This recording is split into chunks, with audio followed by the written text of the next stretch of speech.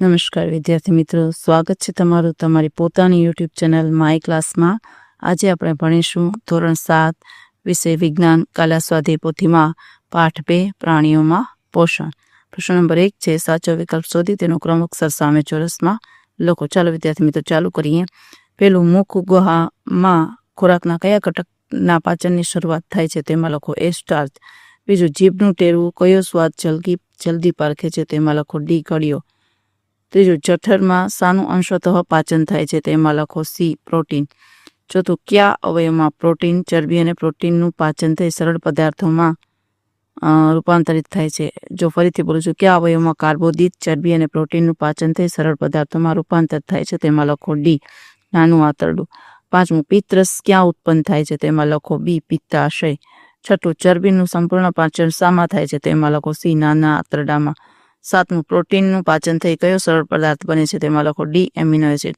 આઠમું રસાંકુરો ક્યાં આવેલા છે તેમાં લખો બી નાના આંતરડામાં. નવમું કયા અવયવમાં પાચક રસો ઉત્પન્ન થતા નથી તેમાં લખો ડી મોટા આંતરડામાં. દસમું અપાચિત ખોરાકમાંથી પાણીનું શોષણ મુખ્યત્વે શામાં થાય છે તેમાં લખો ડી મોટા આંતરડામાં. ચલો હવે ખાલી જગ્યા છે વિદ્યાર્થી મિત્રો. પેલી ખાલી જગ્યામાં લખો અંતઃગ્રહણ, પાચન, શોષણ, સ્વાંગીકરણ અને મળોત્સર્જન. બીજીમાં લખો શર્કરા એટલે કે ગ્લુકોઝ. ત્રીજીમાં પાછળના. ચોથીમાં પિત્તાશય. પાંચમીમાં યકૃત. છઠ્ઠીમાં રસાંકુરો. સાતમીમાં આંતરરસ. પછી આઠમીમાં ગ્લુકોઝ. નવમીમાં પ્રોટીન. દસમીમાં ચરબી. 11મીમાં આમાશય રોગ અને 12મીમાં અન્નધાની. હવે છે માત્ર ઉત્તર. તો પહેલામાં લખો જઠર, બીજામાં જઠર, ત્રીજામાં 7.5 મીટર, ચોથામાં નાના આંતરડામાં અને પાંચમામાં 1.5 મીટર, છઠ્ઠામાં ખોટા પગો અને સાતમામાં અન્નધાનીમાં. ચાલો એ જ રીતે આપણે ખરા ખોટાની નિશાની કરવાની છે.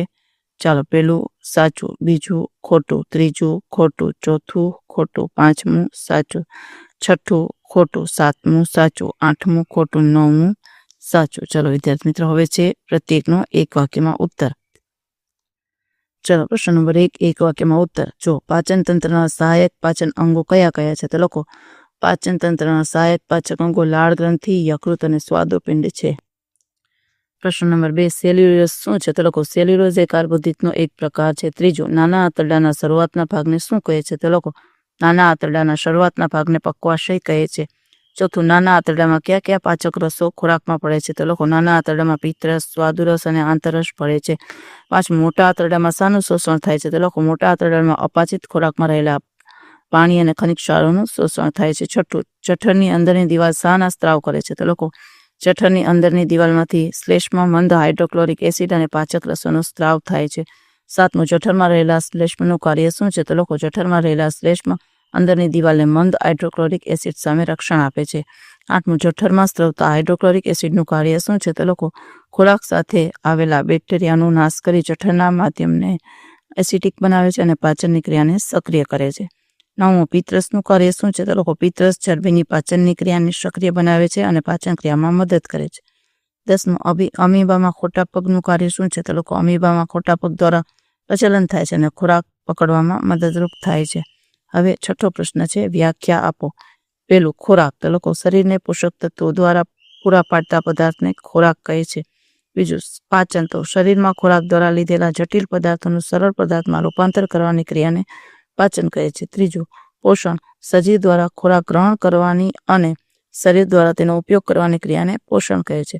હવે સાતમો પ્રશ્ન નીચેના પ્રશ્નોના ટૂંકમાં ઉત્તર. પેલું રસાંકુરો એટલે શોષણ કેન્દ્રો એટલે શું, તેનું સ્થાન અને કાર્ય તે લોકો નાના આંતરડામાં અંદરની દિવાલમાં હજારો આંગળીઓ જેવા પ્રવર્ધો આવેલા હોય છે તેને રસાંકુરો કહે છે. સ્થાન નાના આંતરડાની અંદરની દિવાલમાં અને કાર્ય પાચક ખોરાકની સપાટીમાં વધારો કરે છે. આથી નાના આંતરડામાં ખોરાકનું શોષણ સરળતાથી થાય છે.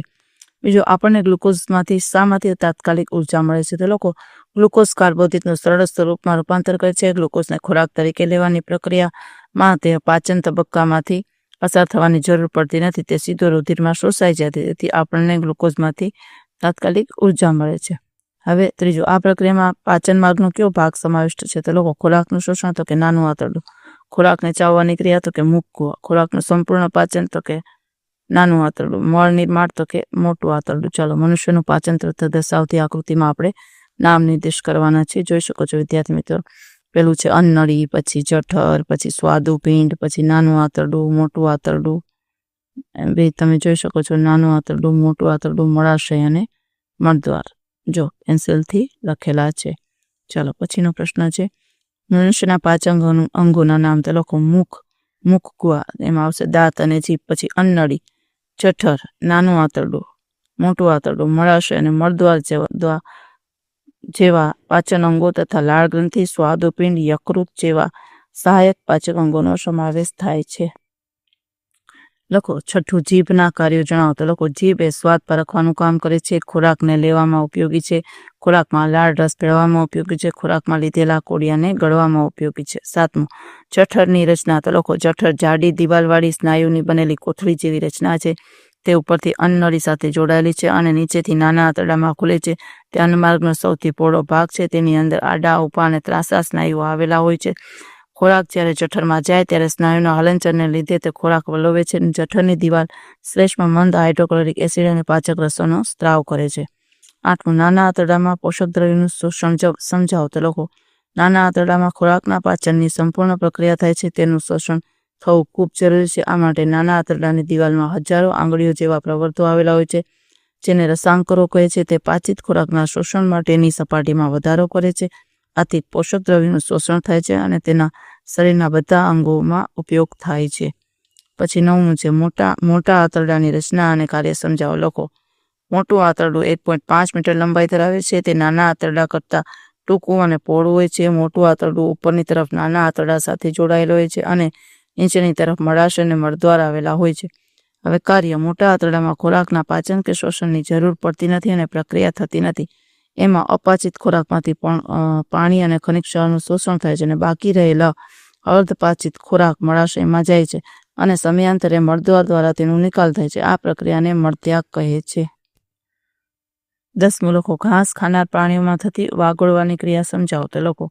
ગાય, ભેંસ કે અન્ય પ્રાણીઓમાં ખોરાક જેવા કે ઘાસ ઝડપથી ગળી લે છે. આ ખોરાક જઠરના એક ભાગ સમાશય રૂમેનામાં સંગ્રહ પામે છે. જ્યારે પ્રાણી આરામની સ્થિતિમાં હોય ત્યારે આ ખોરાક નાના ગોલકો સ્વરૂપે મોઢામાં પાછું આવે છે. તેને વાગોળ કહે છે અને પ્રાણીઓ તેને ચાવે છે. આ પ્રક્રિયાને વાગોળવાની ક્રિયા કહે છે. આ પ્રાણીઓને વાગોળનારા પ્રાણીઓ કહે છે. ચાલો હવે છે 8મું પ્રશ્ન, વૈજ્ઞાનિક કારણ આપી સમજાવો. ખોરાકને ખૂબ ચાવીને ખાવો જોઈએ તો લોકો. ખોરાકને ખૂબ ચાવવાથી તેનો બારીક ભૂકો બને છે અને પૂરતા પ્રમાણમાં લાળ રસ પડે છે. લાળમાં રહેલ ઉત્સેચક ખોરાકમાં સ્ટાર્ચનું સરળ સ્વરૂપ શર્કરામાં રૂપાંતર કરે છે અને ખૂબ ચાવેલો ખોરાક જઠરમાં જલ્દી પચે છે. આમ ખોરાકનું પાચન સરળતાથી થાય તે માટે ખોરાકને ખૂબ ચાવીને ખાવો જોઈએ. હવે છે વિદ્યાર્થી મિત્રો તફાવતના નાનું આંતરડું અને મોટું આંતરડું. તો નાના આંતરડામાં લખો. તે મોટા આંતરડા કરતાં વધુ લાંબુ હોય છે અને તે 7.5 મીટર લંબાઈ ધરાવે છે. અને મોટું આંતરડું તો તે નાના આંતરડા કરતાં ટૂંકું હોય છે અને તે 1.5 મીટર લંબાઈ ધરાવે છે. પછીનો પ્રશ્ન છે, જોડકા જોડો. વિભાગ A અને B આપેલા છે. જો એમાંથી જઠર તો એમાં લખો D, પ્રોટીનનું અંશતઃ પાચન. યકૃત તો એમાં લખો A, શરીરની સૌથી મોટી ગ્રંથિ. નાનું આંતરડું તો લખો E, પાચન પૂર્ણ થાય છે. મોટું આંતરડું તેમાં લખો C, પાણીનું શોષણ. હવે વિભાગ A અને B બીજા જોડકામાં જુઓ. લાળ રસ તો એમાં લખો B, મુખ ગુહા. પિત્તરસ તો એમાં લખો E, યકૃત. હાઇડ્રોક્લોરિક એસિડ તેમાં લખો A, જઠર. અને આંતરરસ તો લખો C, મોટું આંતરડું. ચાલો પ્રશ્ન નંબર 11 છે, નાના આંતરડામાં થતી પાચન ક્રિયા સમજાવો. મુદ્દાસર ઉત્તર લખવાના છે. લખો. નાના આંતરડામાં થતી પાચન ક્રિયામાં જઠરમાંથી ખોરાક નાના આંતરડામાં આવે છે. અહીં પક્વાશયમાં ખોરાક સાથે પિત્તરસ અને સ્વાદુરસ પડે છે. પિત્તરસને ચરબીના પાચનમાં મદદરૂપ થાય છે. સ્વાદુરસ એ કાર્બોદિત, પ્રોટીન અને ચરબીનું પાચન કરે છે. નાના આંતરડાની પાછળના ભાગમાંથી નીકળતા સ્ત્રાવને આંતરરસ કહે છે. તે ખોરાકના ઘટકોનું પાચન કરે છે. આમ ખોરાક ત્રણેય ઉત્સેચનની મદદથી પચે છે. પચેલા ખોરાકના પોષક દ્રવ્યો નાના આંતરડામાં આવેલા હજારો આંગળીઓ જેવા પ્રવર્તોમાં શોષાય છે. આમ મુખ ગુહા દ્વારા લીધેલા ખોરાકનું નાના આંતરડામાં પાચન થાય છે. ચાલો વિદ્યાર્થી મિત્રો, આજના વિડીયો લેક્ચરમાં આટલું. જો તમને વિડીયો ગમે તો લાઈક કરશો, તમારા મિત્રો સાથે શેર કરશો અને મારી ચેનલને સબસ્ક્રાઈબ પણ કરશો. આવજો.